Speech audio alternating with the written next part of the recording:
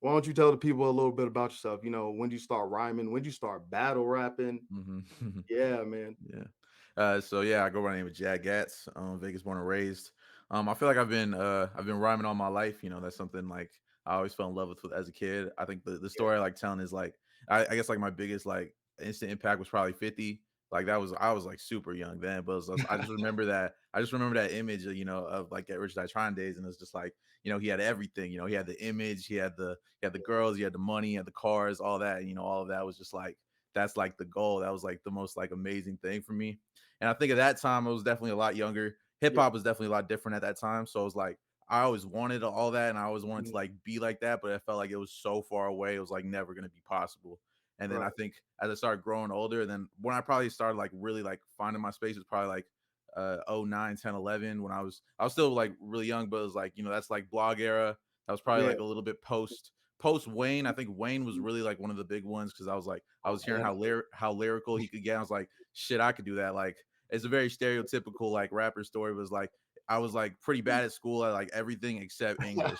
English is like I was always solid there. I was like sometimes I was like one of the best, but I was like that was my only strong suit. So when I started realizing how much rap uh-huh, was just like words and just like lyrics and like how much like of it is actually more that than like the other aspects of it. That's when I yeah, really started like, getting into it. I think like blog era, that's when, Cole, Kendrick, Drake, Sean, Meek, yeah, people like that, they started popping. And it was like, I guess for me, it was a little bit more of like my image. I could see that obviously there's still a lot of differences, but like, I guess kind of right, like the persona, the like, the way mhm, they talked, their attitudes and stuff like that was a lot more of like what I felt like I could bring to the table. So once I had like those two get put together of like what I wanted to do and what I could possibly do, and right, it was like preparation meets the opportunity. So it was like from that moment 9, 10, 11, that's when I really started like taking it serious and I started like rapping every day. And okay, I was kind of like on that wave, probably till for like the next like, however many years I was doing that. And then I started like writing, and again it still was like I still got to that, that anxiety that I guess, probably every artist is going to face when they start coming out, is like, definitely, how are people going to start feeling when I start dropping, and who's going to be on my side, who's going to start like, not with me, stuff like that. So right, a lot of that energy at the beginning. So I think I kept like going through that every summer, and then like when I was 18, I finally just was like, you know what, I'm solid. I felt like I've done my practice, I've done right, my learning on a culture. I know like hip hop, I am hip hop. I mhm, really have something to offer. So that's what I was like, no holds barred. I'm going for it. So when I was 18 is when I first started dropping and started putting out music out. Started taking it seriously. I started, getting my music out on all platforms. yeah, So right now I'm 21, so I've been putting out for about 3.5 years. So this is gonna be my fourth year running, putting out music.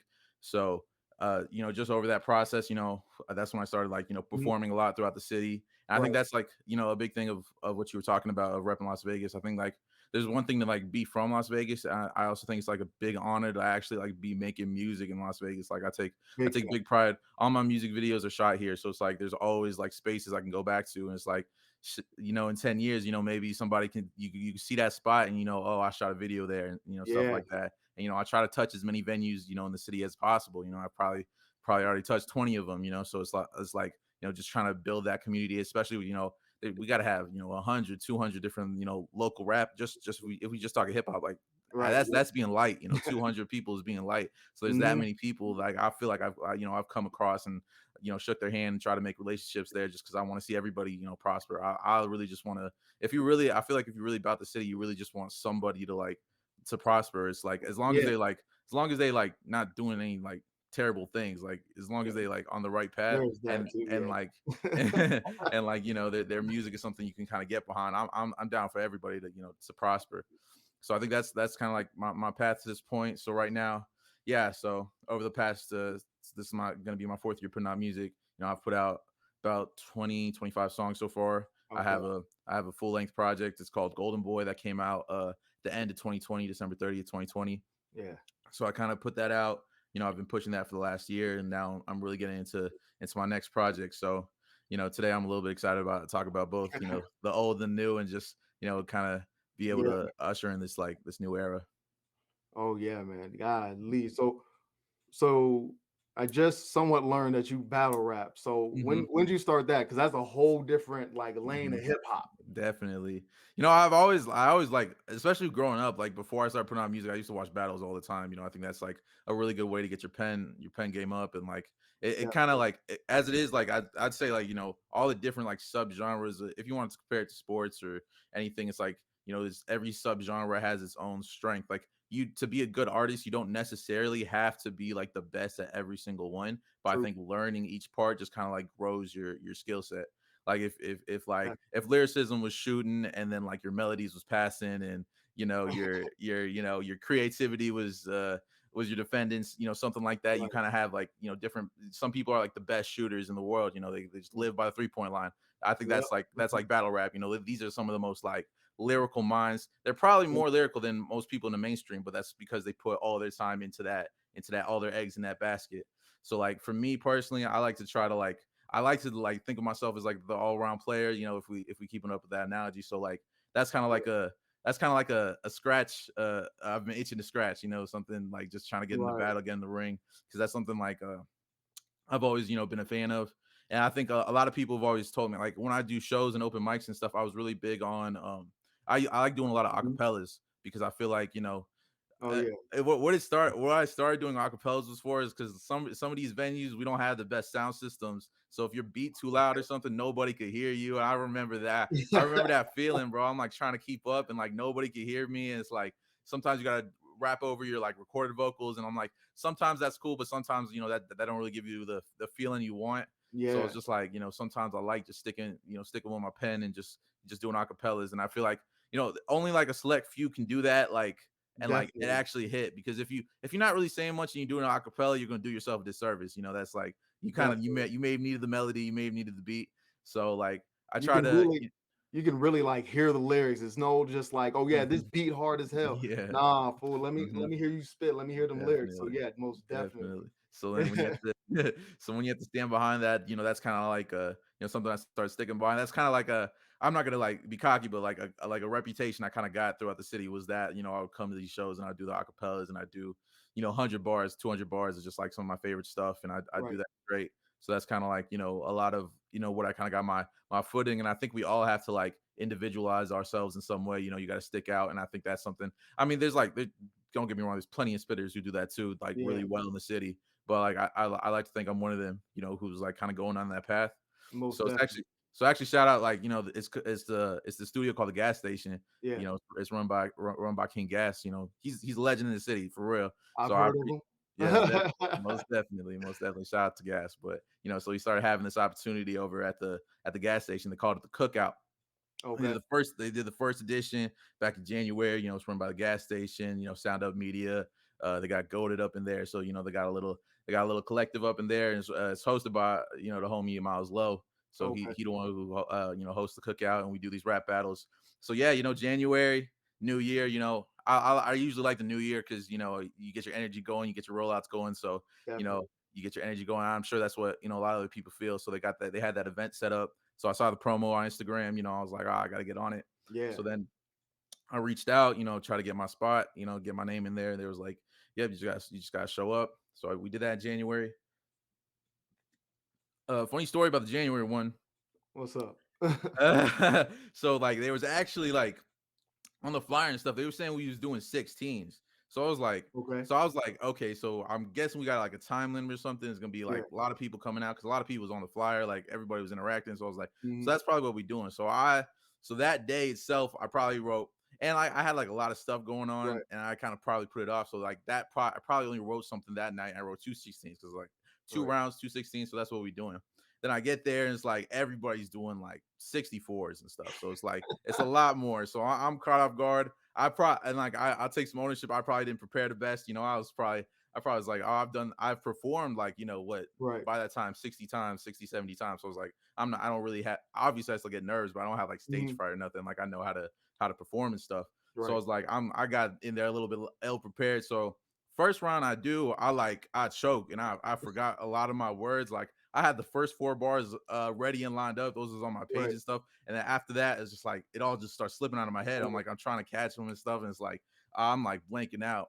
So I just did my whole 32, whatever pieces I could remember. I did that in the first round. I choked. It was bad. It was rough. So then then we did that.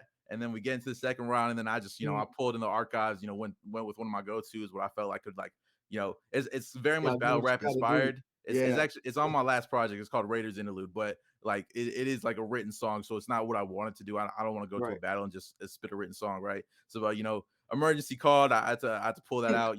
Get some of my reputation back. Just so I went through that one. So that was my experience. So then I come home from that battle. I'm feeling pretty disappointed. I was like, damn, I could have put my best foot forward. That one was a pretty packed out house at that point. So I was pretty disappointed. I was like, they was talking about next one. I was like, I'm gonna be prepared. I'm gonna be prepared. Yeah, gotta be. So then yeah, so that was like end of January. So now what we in April? Yeah, so end of April, I go to they also host open mics over at the gas station too. So I Oh, went okay. to one in March, and gas, he pulls me aside. He's telling me, oh, that we're gonna have another cookout in April. I was like, oh, my gears already start turning. It's like this time I gotta come prepared. So I'm ready. They start doing the promo, putting out the flyer. I sign up, all that. It's good. And they actually switched it this time. Last time it was like everybody signed up. They had probably like 30 people, 35, Mhm. and then like they just pull two names out of a hat and you guys go. So you can't Oh, really write about anybody. You just kind of oh, like you just got to bring your best 16. Oh, what I thought was a 60. Bring your best verse and then like yeah. spit it against whoever. This time we had opponents. I went up against another crazy spitter from the city. His name's Kamikaze. We've known each other. Mhm. We've met at a couple other performances and stuff. So this time, I think he told us last Friday, last Saturday, maybe. So all everybody kind of had a week for their opponent. So Okay, that's this time, I came prepared. Wrote right. my verses early. Made sure I kind of got them down. Try to be clever. Try to include Kamikaze and Right, any right. ways I could. Try to still rap at a high level and still kind of include some shots in there. So Yeah. I try to put all that together. So yeah, that was last night. That was my focus all week. I was like, yeah, I'm not working on no new music, nothing. It's battle mode this week. I'm just like, I'm every day I'm just practicing this. I'm making sure I got it down. And then Yeah, yeah, man. yesterday it went pretty well. A lot of the comments from everybody is like, oh, you got most improved, man. You got most improved. So it's like you came in swinging this time. So I'm feeling pretty good. Still definitely got a lot of ways to go because those are my only two battles so far. So I still want to exercise. My although I don't want to completely swerve into that lane of being like a full-time battle rapper, which is Right, that's super dope for other people. That's probably not what I want to do. But like I think it's like a muscle to flex. It's like it definitely. keeps me sharp. Like even if I would go back to making songs, just it exercises a different part of the brain. So it went pretty well. So I'm pretty sure they're gonna have another one this summer. So I definitely gotta pop out of that one. But that's Oh, that's definitely. that's my 2022 battle rap journey so far. No, man, that's what's up. I'm like somewhere in there, you pretty much said, "I ain't trying to be cocky." Hmm. Nah, fool. Nah, be cocky, because I know in your documentary you were Hmm. talking about like, yo, you have the mentality like I'm the chosen one. And like Hmm. I appreciate that because Hmm. in the rap game you gotta have that mentality like, yo, I'm the Definitely. shit. No one's really out here with me. Hmm. So where did Golden Boy come from? Where did that mindset come from? Yeah. So I got like a couple different meanings. I think where it started from is like, from the family. I think my parents always knew it was like, I was obsessed with gold, since a kid. So like even Right. like the small like baby bracelets and stuff like that was like my favorite color. Anytime anybody asked my favorite color, I always say gold, and they give me kind of like a side eye, like, what's he talking about? Like, well, we wanted red or black or blue. Like he came Nah. out and said gold, and I was like, that's kind of always been my thing. And then even as I got older, shit, like I had the Xbox, I got like gold stickers, I'd wrap it around it. My mom will tell you this story. We had like this wooden chair, and then I took like this gold aerosol spray paint can and I spray painted the whole thing. I was like, I'm about to make this my throne. Got some beatings after that, but Oh, it, hell it yeah, I was know you did. but it was worth it. So then, even my grandmas, everyone, they always kind of called me the golden boy.